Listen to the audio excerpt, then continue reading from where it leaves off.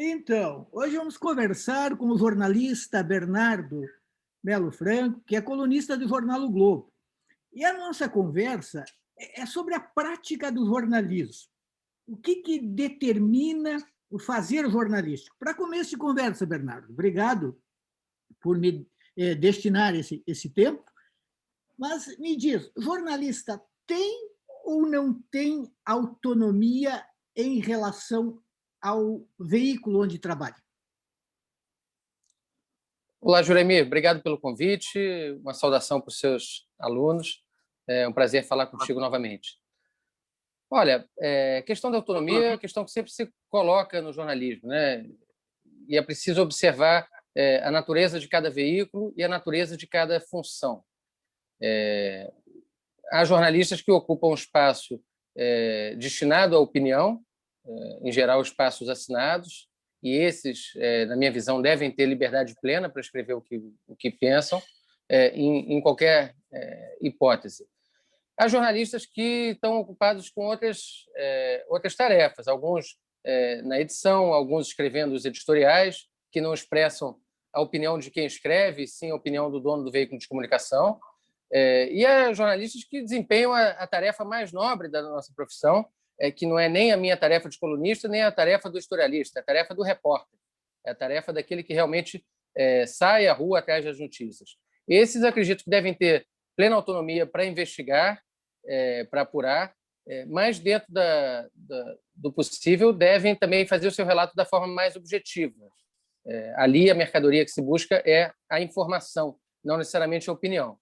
Claro que, em alguns casos, o jornalista não tem como separar a sua vivência, o seu ponto de vista da sociedade, enfim, a sua visão de mundo, daquilo que ele escreve. Mas o relato do repórter, naturalmente, deve ser o mais objetivo possível. O importante, para mim, Juremir, é que o leitor, o ouvinte ou o telespectador, ele consiga entender que tipo de texto, que tipo de mensagem que ele está observando. Se ele está vendo um momento em que está sendo expressada a opinião do veículo, se ele está vendo um momento em que está sendo expressada a opinião do jornalista, aquele que é o colunista, que é o comentarista, ou se ele simplesmente está vendo uma notícia. Infelizmente, acho que falta um pouco essa compreensão para boa parte do nosso público. Daí a nossa tarefa de ser o mais transparente possível, justamente ao explicar aquilo que a gente está fazendo, né? Ao explicar para o ouvinte, ao explicar para o público se ele está diante de uma opinião ou se ele está diante de uma informação. Bernardo, existem muitas teorias estudadas pelos pesquisadores desde muito tempo sobre jornalismo, desde a famosa teoria do espelho, que diz assim, olha, o jornalista simplesmente espelha a realidade, até as teorias que falam em uma construção complexa, que envolve a subjetividade do jornalista, os interesses da empresa, as ideologias. O que predomina? A esquerda, por exemplo, costuma achar que os jornalistas apenas reproduzem os valores dominantes, os interesses dos patrocinadores, os interesses da empresa. E a direita, cada vez mais, costuma achar que os jornalistas são comunistas, que eles só fazem um combate ao sistema, que eles estão ali para desequilibrar, para contestar os valores. Como é que o jornalista se vira em meio a tudo isso? O Juremir, acho que você resumiu bem a questão nesse momento, né? O momento em que a imprensa está apanhando de todos os lados, tanto da esquerda quanto da direita, quanto até daqueles que se dizem centro, mas que não estão exatamente tão ao centro assim. A gente vive um novo momento, um momento de uma interação imediata do público. Eu, quando comecei a trabalhar em jornal, tenho certeza que você também, nós estávamos acostumados a escrever, o jornal ia para a banca, o leitor comprava o jornal, e se ele quisesse participar, interagir, expressar sua opinião, ele mandava uma carta.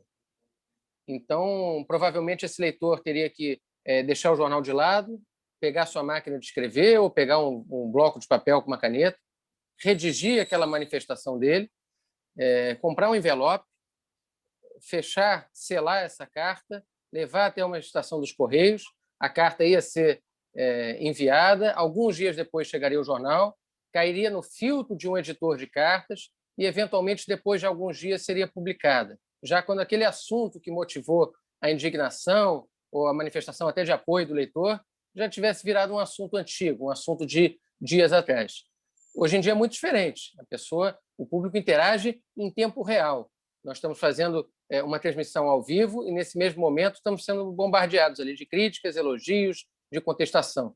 E o próprio público também passou, pela sua própria mídia social, a dizer o que pensava, né? Muitas vezes contestando aquilo que está na imprensa. É uma situação nova, acho que é de poucos anos para cá, muita gente ainda está aprendendo a lidar com esse maior grau de interatividade, de resposta do público. Eu, pessoalmente, gosto de ler tudo que escrevem sobre o que eu escrevo. Acho interessante. Mesmo aqueles que são mal educados, que fazem xingamento, etc. e tal, que estão ali numa função de provocação, eu acho interessante ler porque aquilo me dá um termômetro um pouco de como que a sociedade está pensando. E se a gente botar o termômetro na sociedade brasileira nesse momento, certamente a temperatura vai lá em cima, né? Porque os ânimos estão muito exaltados.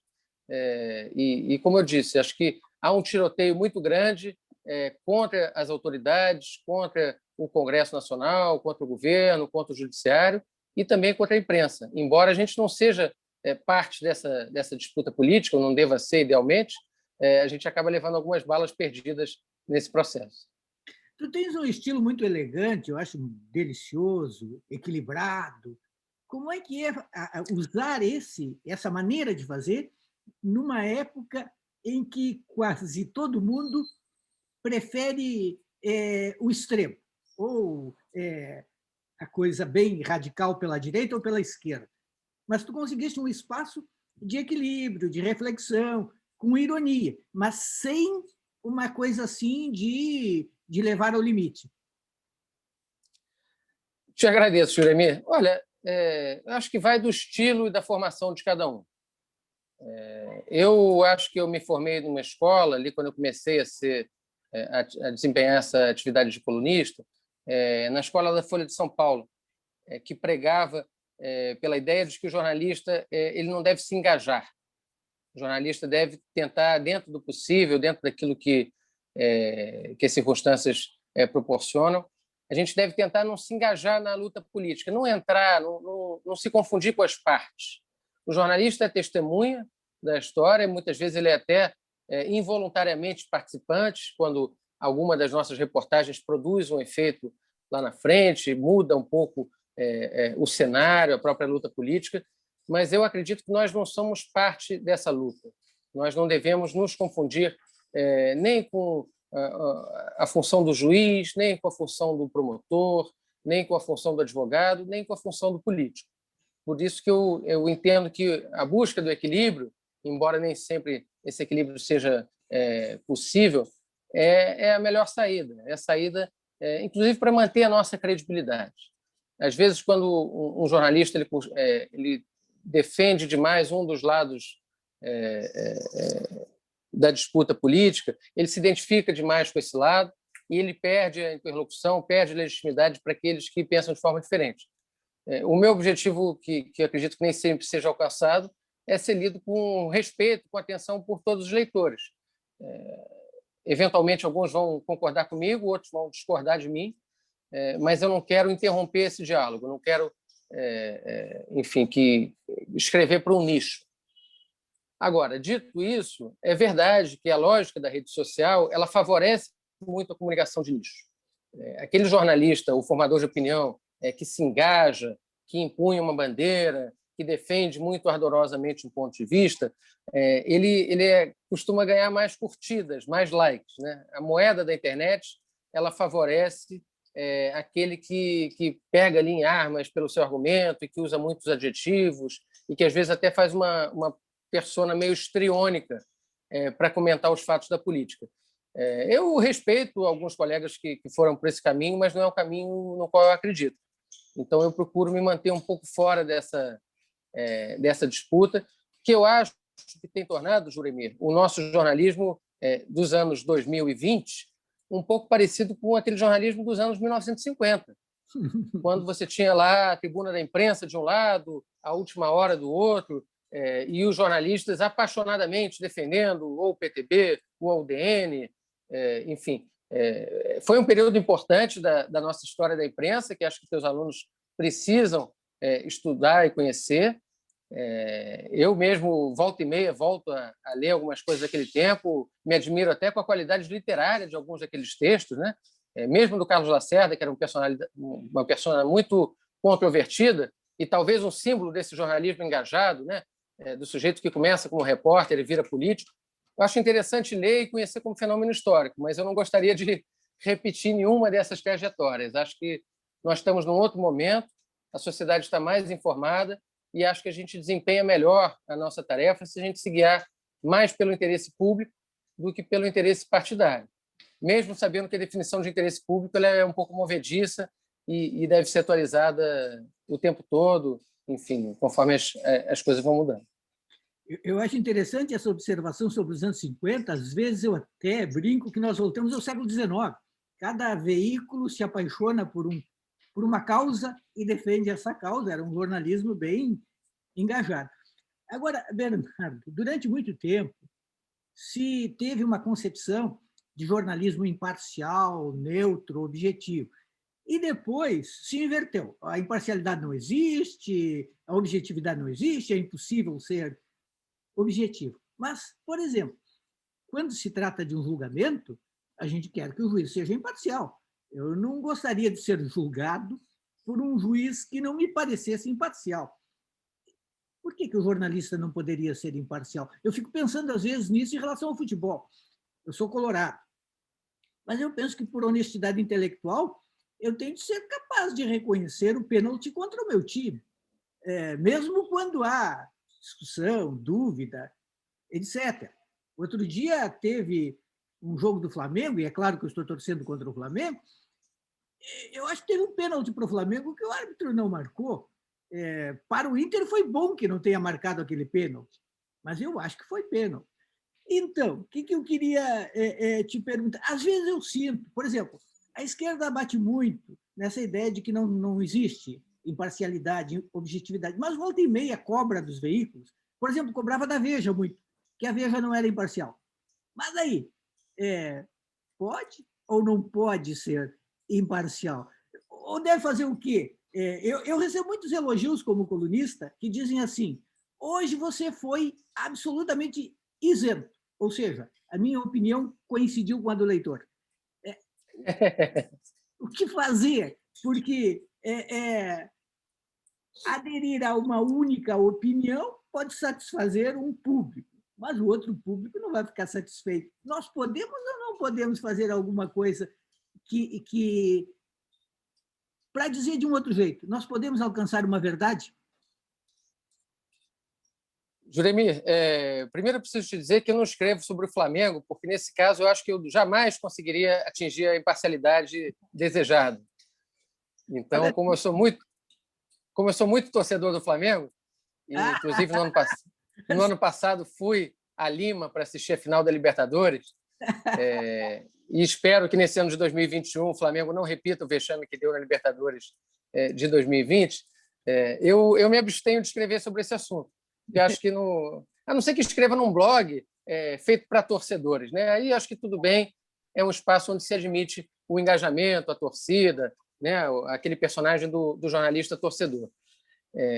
Na política, eu vejo um pouco assim também. Acho que os colegas que querem fazer um papel mais engajado, que desejam participar da luta política, não há problema.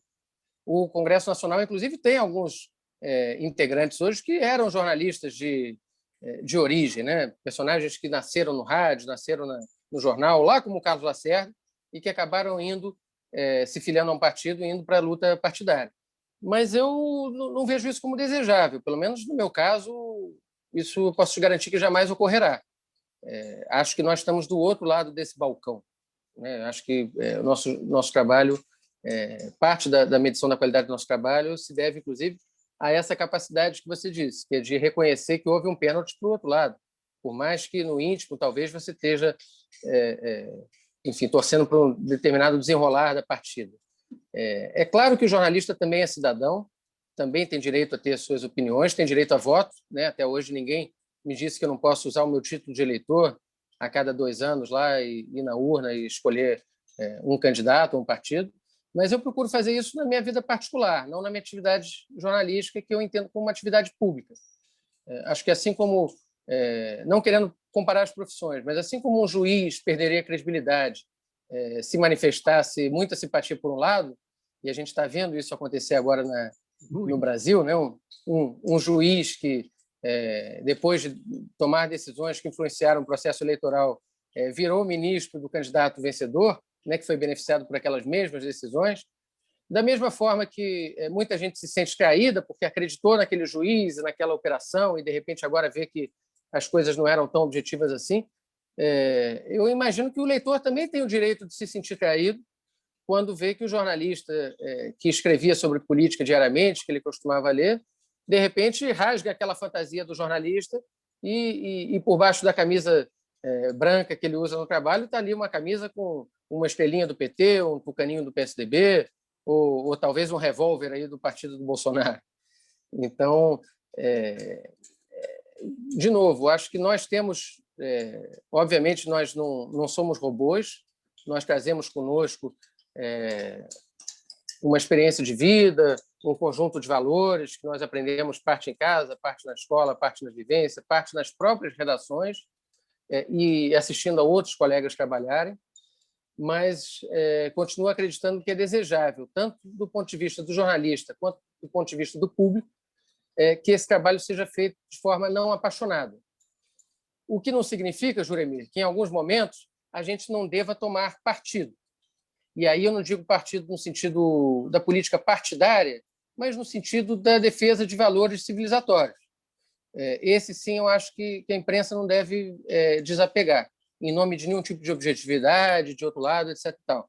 Eu vou te dar um exemplo: os direitos humanos. Os direitos humanos no Brasil se tornaram, incrivelmente, dentro dessa atmosfera radicalizada que nós estamos vivendo, se tornaram algo visto como de esquerda. Isso é um equívoco, porque os direitos humanos são para todos os humanos, né? Aqueles humanos que são de esquerda, direita, de centro, o que seja. E são, acima de tudo, uma questão civilizatória. Então, o repúdio à tortura, aos maus-tratos em prisões, a defesa do direito reprodutivo das mulheres, acho que essas causas elas são causas que deveriam unir. E sobre essas causas, sim, que não são da política partidária, mas que são da política civilizatória, defesa do meio ambiente, eu acho que nessas causas a gente tem um papel a desempenhar, especialmente no momento que o Brasil está vivendo, né? Que tem gente até fazendo campanha contra o uso de máscaras durante uma pandemia. Bernardo, tem uma teoria que fala que o jornalista é um porteiro, né? Um selecionador. Chega lá uma fila de notícias ou de assuntos e nem todos podem entrar porque não tem espaço para todos. Como é que seleciona? Como é que a gente sabe o que deve entrar e o que não deve entrar? Tudo bem, a gente estuda na faculdade critérios de noticiabilidade, mas no dia a dia ninguém fica conferindo uma tabelinha para saber se corresponde ao critério ou não. Como é que a gente introjeta esses critérios? Como é que sabe o que deve sair ou não? Essa é a talvez mais antiga pergunta aí sobre a nossa atividade jornalística, né? O que é notícia? Se é o cachorro mordendo o homem mordendo o cachorro. É claro que é mais a segunda opinião, mas nem sempre a notícia é algo completamente fora do esquadro da normalidade, né? O jornalista também precisa cobrir aquilo que é corriqueiro, as votações no Congresso, os julgamentos no Tribunal de Justiça, os jogos de futebol, né? Enfim, pela regra do cachorro, o Flamengo ser campeão, por exemplo, não deveria mais ser notícia, né? Acontece todo ano. Mas a gente tem que noticiar, é uma imposição, o leitor precisa daquela notícia, precisa saber o que aconteceu em cada campeonato. Acho que é o tipo de pergunta que eu tenho dificuldade de responder. Talvez o que eu posso dizer é o seguinte: o jornalista, quando está diante de uma notícia, ele sabe que está diante dela. Não sei se isso vai da experiência ou da vocação, que também é uma outra pergunta sem resposta, né? Tem gente que desde pequenininho sabe que vai ser jornalista, ou que vai ser médico, que vai ser veterinário, que vai ser advogado. E tem gente que entra nessa profissão por acaso. O sujeito estava passando, fez um concurso, não passou, passou na porta de uma redação, alguém chamou, tem alguém aí que sabe escrever, etc. e tal, pode levar uma carta. O sujeito, de repente, adere ao nosso ofício. Então, é difícil te dar essa resposta, mas isso, eu acho que essa garantia a gente tem. Um jornalista de verdade, quando está diante de uma notícia, ele sabe que a notícia está ali, que ela precisa ser contada. A internet, as redes sociais, a tecnologia, elas mudaram o jornalismo ou são ferramentas que ajudam, mas a essência do jornalismo se mantém? Olha, acho que dá para responder das duas formas. De um lado, mudaram completamente a nossa rotina, a nossa interação com o público e até mesmo, enfim, a forma de apresentar a notícia. Eu não comecei há tanto tempo assim, mas ainda peguei o período em que o site, por exemplo, de um jornal era completamente separado daquele grupo que produzia o jornal impresso, o jornal de papel. Então, eram equipes que praticamente não se falavam. E quando ocorria uma notícia na rua, fosse um acidente de trânsito, fosse o resultado de uma eleição, iam para a rua atrás dessa notícia. O mesmo veículo mandava duas equipes, uma para produzir para o site em tempo real e a outra para produzir para a edição impressa do dia seguinte. Isso acabou. Hoje em dia, não é possível o jornalista dizer que só trabalha com uma plataforma. Até mesmo jornalistas que não gostam de aparecer pessoalmente, como eu, e que têm uma certa aversão ao vídeo, tem uma noção de privacidade, etc. E tal, nós estamos tendo que nos adaptar a esses novos tempos. Hoje em dia, não é mais possível eu dizer que eu me recusar a participar de uma live do jornal ou de uma participação em vídeo ou de sacar o meu próprio telefone celular e fazer uma foto na rua diante de algo que eu estou vendo. Então, a gente é obrigado a trabalhar em várias mídias e isso é uma mudança muito significativa. Por outro lado, acredito que a essência do jornalismo, respondendo à tua pergunta, ela permanece a mesma. Quer dizer, a gente entrega agora os fatos, as opiniões, os comentários em múltiplas plataformas, mas aquela substância do respeito à notícia, dos valores éticos que devem nortear a nossa atuação, enfim, e dos valores de credibilidade, de objetividade, de busca da verdade, se é que é possível, eu acho que esses valores permanecem os mesmos. Quer dizer, não há uma ética jornalística para o jornal impresso e outra para a transmissão ao vivo na internet. Isso que eu quero dizer. Nesse sentido, acho que a nossa profissão continua a mesma, enfrentando novos desafios. Para terminar, Bernardo, jornalismo tem futuro? Espero que sim, Juremir, até porque eu não sei fazer nenhuma outra coisa. Acho que tem futuro, quero acreditar que tenha. O jornalismo eu tenho certeza que tem futuro. A dúvida que se impõe hoje é se as empresas jornalísticas, como nós a conhecemos, têm esse futuro também. Hoje em dia, a gente está sendo obrigado a lidar com uma certa linguagem corporativa, né, que acho que todo jornalista tem uma certa alergia a ouvir. Então, por exemplo, o modelo de negócios da imprensa, né? E aí uma série de termos em inglês que também se usa, que a gente precisa aprender, o paywall, enfim, a carteira de assinantes digitais, são novos nomes que estão surgindo para justamente lidar com as dificuldades de sobrevivência das empresas jornalísticas, que viviam